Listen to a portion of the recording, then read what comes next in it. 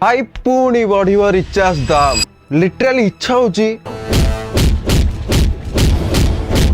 2018 रु 2021 भितर मात्र 169 टंकार मिलूला 1.5 GB डाटा 28 दिन पे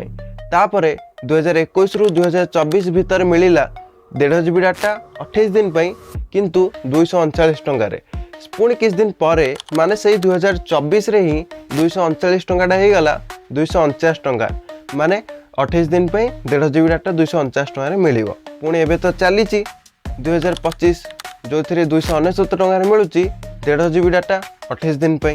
माने देखा गले 1.5 GB डाटा 28 दिन पे पाइबा हेले आम 2021 रे दौले 169 टंका एबे 2025 रे दौचे 269 टंका एबे तो 2026 आसीगला आउ किस दिन पर 2026 भी हो तो शुणा मिलूँ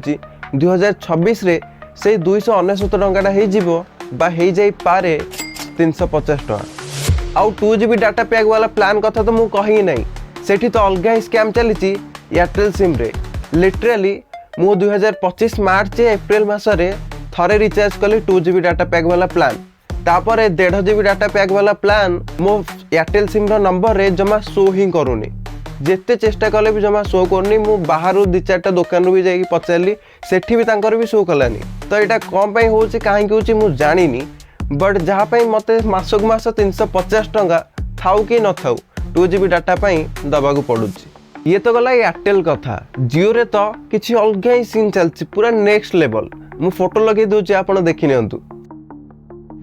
एते दाम बढ़िया पछर मूल कारण होची कंपटीशन देख मार्केट रे दीटा ही सिम सबुठो अधिक पॉपुलर जियो एंड एयरटेल